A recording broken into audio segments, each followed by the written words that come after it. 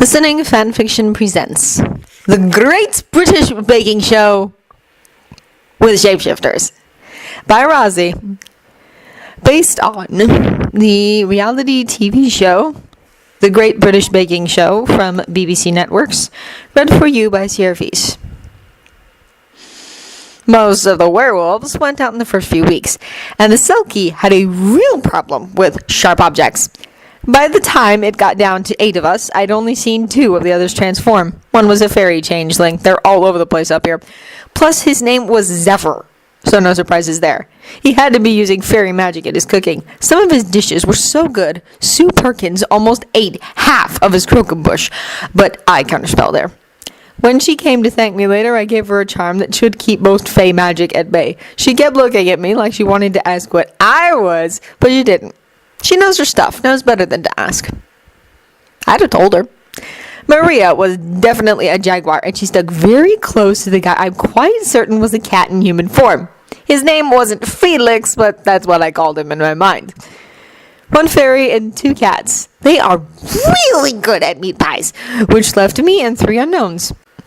Uri, Khadija, and Veronique. Pretty sure Uri is a dragon. She smells like fire and sunlight and knowledge. Plus, her oven is always the right temperature, except that one time when junior producer Fred pissed her off and the entire tin got much too hot. We called that the Great Baked Alaska Disaster. Khadija is definitely not a djinn. Fred asked her in the early rounds, and she deconstructed his racist assumptions with a fierceness that I wanted to, well, not model, that I wanted to bake into my soccer torch and feed to everyone. I can't tell what she is, and I've started to wonder if maybe she's like me. I want there to be another one like me here. That's why I came on the show in the first place. I do not like baking in front of people.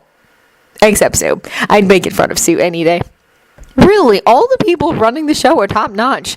Oh, and I saw Mary transform the other day behind the main building when she thought no one was around. I'm not going to tell you, just that you would not be at all disappointed. Paul, he's the silver fox for a reason. Zephyr went out shortly after Paul and Mary got warded against fey magic, and then Felix ran afoul of a shocking amount of spun sugar, which was the week my fondant fancy was anything but. His fur plus caramel debacle saved me. Going into the next week of the show, I heard Fred talking with a camera guy. Fred was saying, "Wow, it's all women already. Are women shapeshifters better at baking? Is that a thing?" The camera guy shrugged. I looked around the room. Most everyone who could hear it was studiously ignoring this conversation, except Caddy, who only looked away when she saw me looking. Someone had to save this guy, or at least the show, if Fred was fool enough to take this idea and run with it. I walked over and said, "We're not all women." Fred tried again. Females? "No," I told him.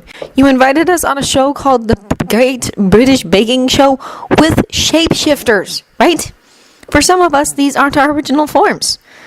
The camera guy fussed with his equipment so he wouldn't have to interact with either of us. Fred looked to him for help but didn't get any, so he tried saying, "Yeah, but if you're like a seal or whatever, don't you turn from a female seal into a woman?" I leaned against the table and tried to keep the exasperation out of my voice. Sometimes I liked explaining this stuff to regular humans. Selkies do, as far as I know. You know that a lot of animals change sex, right? Fish and lizards especially, and there are some lizards that only have one sex, like dragons. Dragons are real. Oh, that was a metaphor, I said quickly. Anyway, it depends on the shapeshifter whether we have the same anatomical sex between forms, or even if that's possible. And most don't have the same gender because gender doesn't translate like that. For example, if you turn into one of those kinds of birds that has 3 different males, you might be a human male, but which of the male bird forms do you turn into? "You're a woman," he said. "As she is, and everyone looks like women." "I'm not," I said, swallowing down a dense sigh. "Not always, woman or female, and I'm only telling you so you won't call this an all-woman show. Don't go around asking about people's forms or their sex and gender in their forms. Those are not polite questions, and really, if you value your life, do not ask Eerie any of that. Actually, just you shouldn't even talk to her. Why? What's she? I'm not 100% sure, but definitely bigger than a gin. When I got back to my station, I glanced across at Eerie. She was watching me and gave me a half smile with her mouth slightly open, one side of her lip raised to show a long eye tooth, and the glint of fire in the back of her throat. Thanks for not burning it all down, I whispered and she chuckled. When we had our complex twisty bread loaves in the oven, Cuddy came over to my station and asked, What did Fred want? To be able to say we're all women. I told him no. Thanks. Yeah, sure. I told him for me, though, not you. I mean, not that I wouldn't have. I lapsed back into the kind of stupid silence I tended to hit around Cuddy. I mean, she was cute, sure, but she also had this super composed thing that made me feel like half my body was elbows. She said, Sisterhood, right. And smirked. What do you think Veronique is? I really can't tell.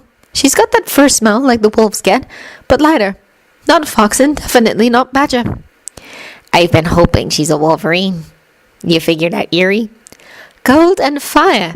There's only a few possibilities. Cuddy nodded, and we didn't elaborate because we didn't need to. Plus, Eerie could probably hear every single thing in the tent. Then it happened. Veronique lost it. Turns out she was not a wolverine. Unless some wolverines have wings, but much more likely some kind of griffin. Mary had to transform and go after her with the containment spell. She's the only one of us fast enough other than Eerie who would have eaten Veronique.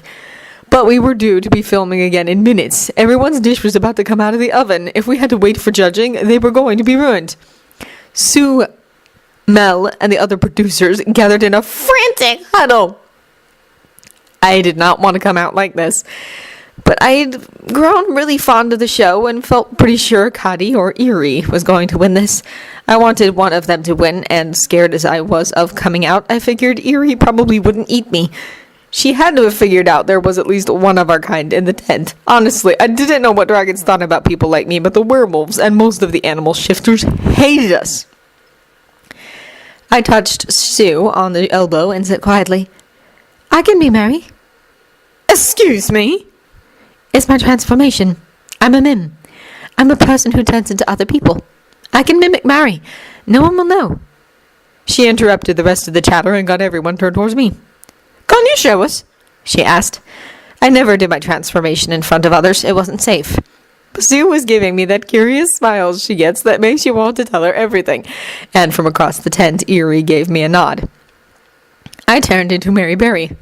I said, The filling is baked to perfection. Look at the even color on the crust here and all these layers. Oh my God, Mel said. You're even wearing what she's wearing, Sue said. It's part of my magic. Mims make perfect duplicates, minus most of her memories. Most? Bill asked. Anyone I touch, I get a basic sort of feeling map of them, so I can be a better mimic. Okay, let's get you mic'd up and do this, she said. Thank you so much. Can you do me later?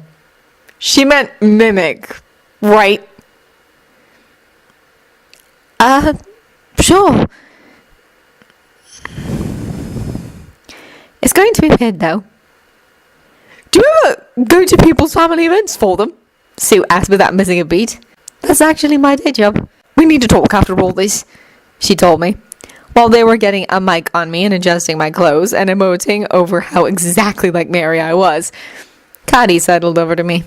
She said very quietly, You don't have to. Was she offering?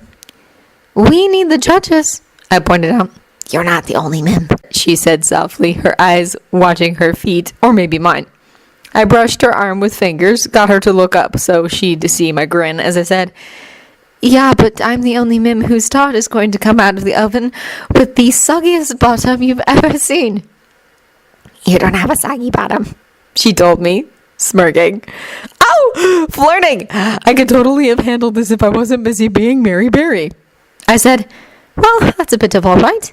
She laughed, and I got pulled off to do the official judging thing, though in the end they let Paul decide since my taste buds had not actually turned into Mary Berry's. End of The Great British Baking Show with Shapeshifters. If you enjoyed this recording or the content, feel free to leave a comment below or a review at the original story from the link in the descriptions. Thank you for listening.